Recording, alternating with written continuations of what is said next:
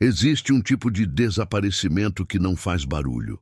Não tem briga, não tem despedida, não tem o momento em que alguém olha nos olhos e diz que precisa de espaço.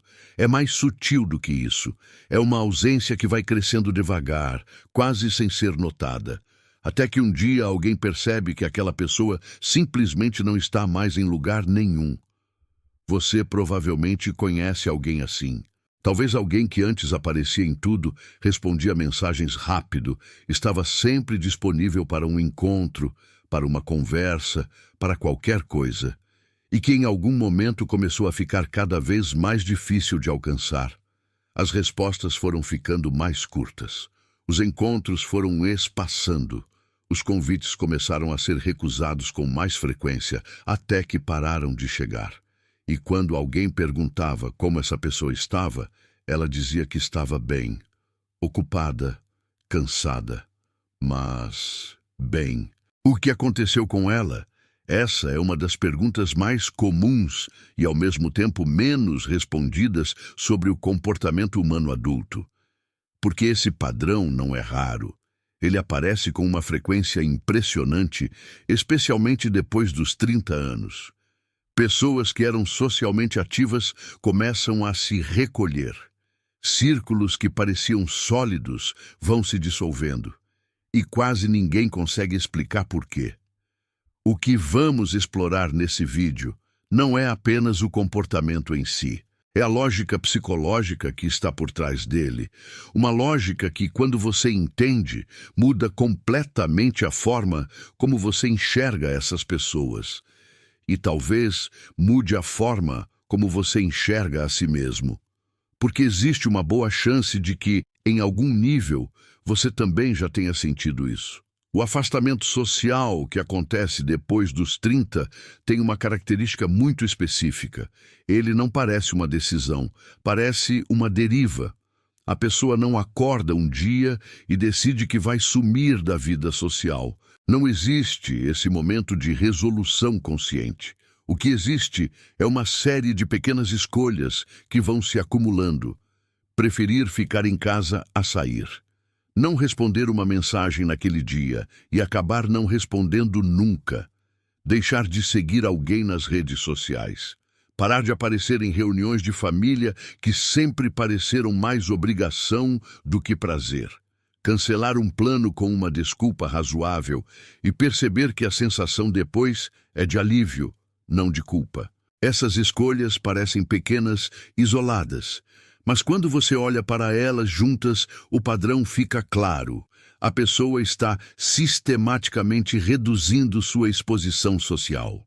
E fazendo isso de um jeito tão gradual que nem ela mesma percebe a dimensão do que está acontecendo no início. Do lado de fora, isso parece estranho. Às vezes, até preocupante. As pessoas ao redor começam a criar narrativas para explicar. Falam que a pessoa mudou, que ficou fechada, que está passando por algo difícil, que o sucesso, ou o relacionamento, ou o novo trabalho mudou ela. E cada uma dessas narrativas tenta encaixar o comportamento em uma caixinha conhecida. Mas o que quase ninguém percebe é que esse afastamento raramente começa aos 30. Ele só se torna visível aos 30. E existe uma diferença enorme entre essas duas coisas. Para entender o que acontece depois dos 30, é preciso entender o que acontecia antes. Na casa dos 20, a vida social funciona com uma lógica muito diferente.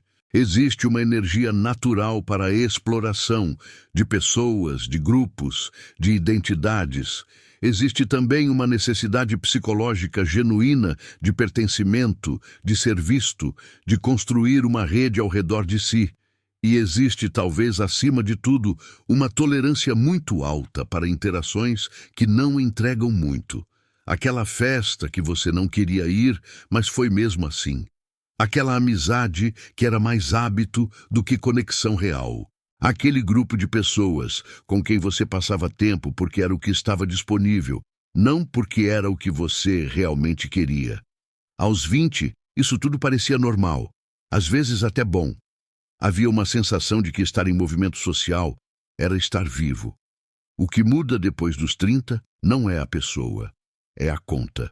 O sistema nervoso começa a cobrar o custo acumulado de anos de interações que consumiam energia sem devolver muito. A tolerância para o superficial cai. A paciência para o que não faz sentido diminui, e o que antes era apenas um leve incômodo começa a parecer insuportável. Do ponto de vista psicológico, isso tem um nome. É o sistema de regulação emocional operando com mais eficiência.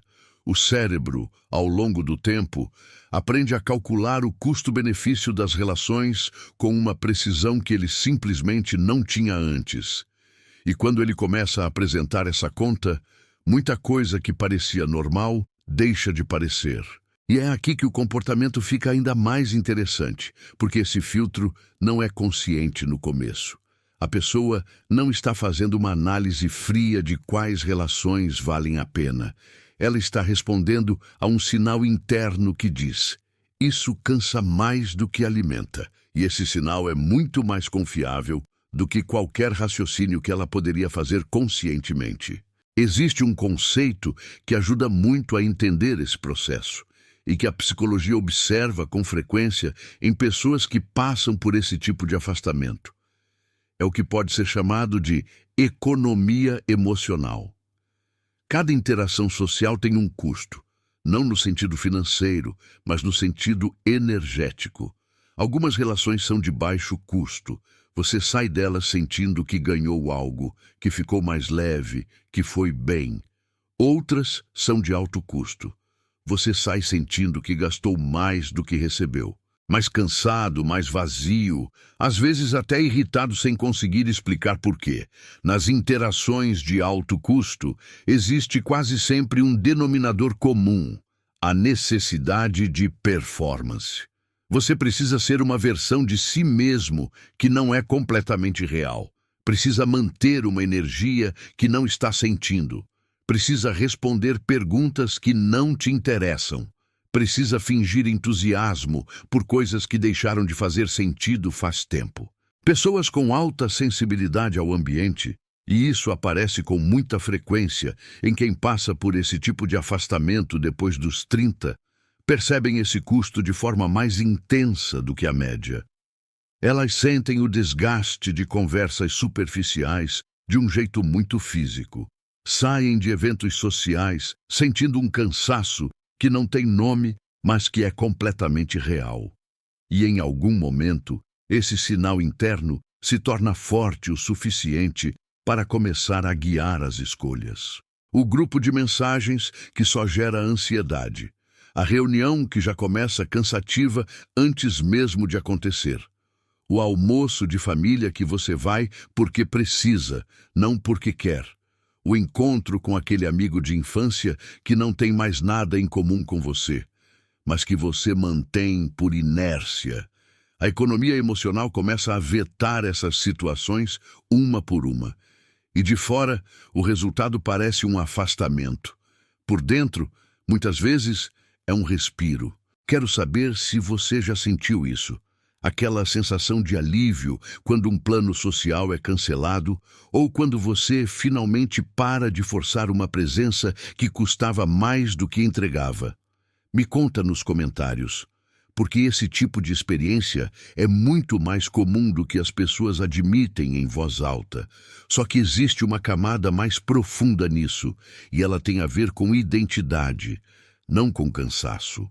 Uma das coisas que mais surpreende quando você olha para esse padrão com cuidado é que o afastamento social, depois dos 30, raramente é só sobre energia. Existe algo mais acontecendo, algo mais estrutural. Aos 30, muitas pessoas passam por um processo que quase ninguém chama pelo nome certo. Não é crise de meia-idade, isso vem depois e tem uma estética diferente. É algo mais silencioso, mais interno, mais difícil de nomear. É uma reconfiguração de identidade. A pessoa começa a perceber que quem ela é não combina mais completamente com quem ela estava sendo, que certas versões de si mesma que ela sustentava por anos, a versão divertida do grupo, a versão disponível para todos, a versão que nunca dizia não, eram performances, construções sociais que ela mantinha porque havia um custo muito alto em não mantê-las. E quando essa percepção chega, ela vem acompanhada de algo incômodo. Os círculos sociais ao redor dela estão inteiramente conectados a essas versões antigas. O grupo de amigos da faculdade te conhece como a pessoa que você tinha 22 anos. Os colegas de trabalho do emprego anterior te conhecem por um papel que você já deixou de exercer. A família extensa tem uma imagem de você que foi construída ao longo de décadas e que não tem muito a ver com quem você está se tornando. Manter esses relacionamentos nesse contexto significa algo muito específico. Significa continuar sendo quem você não é mais. E o sistema nervoso, que é muito mais honesto do que a mente racional, simplesmente se recusa a fazer isso indefinidamente. Por isso, o afastamento acontece de forma tão gradual e tão silenciosa. A pessoa não está fugindo das outras pessoas. Ela está se desconectando de versões de si mesma que já não fazem sentido. E os relacionamentos ligados a essas versões vão junto, quase inevitavelmente. Esse detalhe muda completamente a forma como esse comportamento deve ser entendido. Porque quando você olha para ele dessa perspectiva, ele deixa de parecer um problema e começa a parecer um processo. Um processo de quem está, de alguma forma, ficando mais honesto consigo mesmo.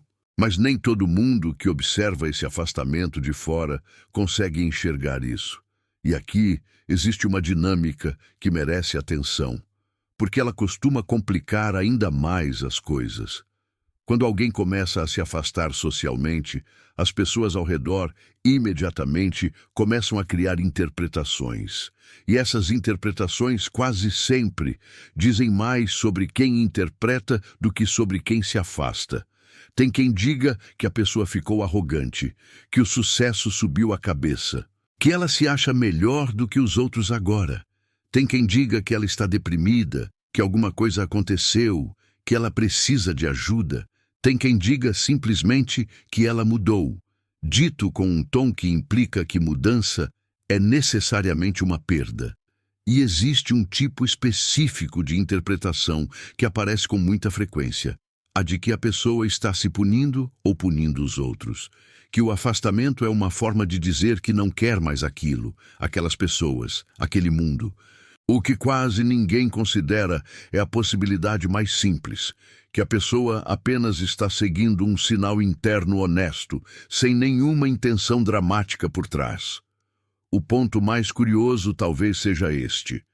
Quando a pessoa que se afasta percebe que vai precisar explicar o que está sentindo e que qualquer explicação vai ser interpretada pelo filtro de quem está do outro lado, ela frequentemente desiste de explicar, porque explicar é mais cansativo do que simplesmente continuar se afastando. E porque a explicação real raramente soa bem em voz alta, sem parecer julgamento, distância ou rejeição. Então, ela fica em silêncio. E o silêncio é lido como confirmação de tudo que as outras pessoas já suspeitavam. É um ciclo que se retroalimenta e que, na maioria das vezes, não tem um culpado claro. Tem, de um lado, uma pessoa seguindo um processo interno que ela mal consegue articular, e do outro lado, pessoas tentando encaixar esse processo em um esquema de causa e efeito que faça sentido para elas. Se esse tipo de análise faz sentido para você, se você gosta de entender o que está acontecendo por baixo do comportamento que todo mundo vê, aproveita para se inscrever nesse canal. Esse conteúdo é feito exatamente para quem percebe que as explicações superficiais quase nunca chegam perto do que realmente está acontecendo. Mas antes de concluir que esse comportamento é sempre solitário ou sempre doloroso, é importante perceber uma coisa. Existe uma suposição muito comum sobre pessoas que se afastam socialmente. A suposição de que elas estão sofrendo. E essa suposição faz sentido dentro de um determinado modelo de mundo. Aquele que diz que conexão social é sempre positiva, que isolamento é sempre sinal de algo errado, que uma pessoa que escolhe estar menos presente nas interações coletivas está, de alguma forma, em falta com a vida. Mas esse modelo não se sustenta quando você olha de perto para o que essas pessoas estão de fato experienciando. A psicologia observa esse padrão com frequência. Pessoas que passam por um processo de afastamento social voluntário depois dos 30 frequentemente relatam não mais solidão, mas mais leveza, não mais vazio, mas mais clareza. Como se a redução de ruído externo tivesse liberado espaço para algo que estava sufocado há muito tempo. Isso não significa que o processo é indolor. Existe sim uma perda real em deixar círculos para trás. Existe uma saudade, às vezes difícil de nomear, não necessariamente das pessoas, mas das versões mais simples e mais leves da vida que esses círculos representavam. Da época em que as coisas pareciam menos complicadas, da sensação de pertencer sem precisar pensar muito sobre isso. Mas existe uma diferença fundamental entre sentir essa perda e estar destruído por ela. E o que costuma acontecer em pessoas que passam por esse processo de forma saudável é que elas conseguem carregar a saudade sem deixar que ela as impeça de seguir em frente. Só que esse não é o verdadeiro ponto aqui. O verdadeiro ponto é o que esse comportamento revela sobre a relação que a pessoa está construindo com ela mesma. Quando alguém começa a escolher conscientemente ou semi-conscientemente o que merece sua presença e o que não merece, ela está fazendo algo que parece simples, mas que é psicologicamente sofisticado. Está tratando a própria energia como algo valioso. Está operando a partir de um princípio que diz que nem todo espaço social merece ser ocupado, que presença não é uma obrigação, que estar em algum lugar por inércia, por culpa ou por medo de desapontar alguém não é uma forma de conexão, é uma forma de apagamento. E quando você entende isso, todo o comportamento começa a fazer sentido de uma maneira diferente. O afastamento, nesse contexto, não é uma fuga, é uma escolha, uma das mais honestas que a pessoa já fez. Talvez a primeira vez na vida em que ela está priorizando o que é real sobre o que é esperado. Existe ainda um último aspecto desse comportamento que raramente é discutido, e ele é, talvez, o mais importante.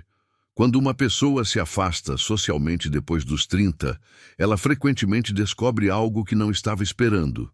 Que a solidão que todos ao redor temiam por ela simplesmente não chegou, ou chegou de forma muito diferente do que se imaginava. Existe uma diferença enorme entre solidão e solitude. Solidão é uma ausência que dói, a sensação de querer conexão e não ter.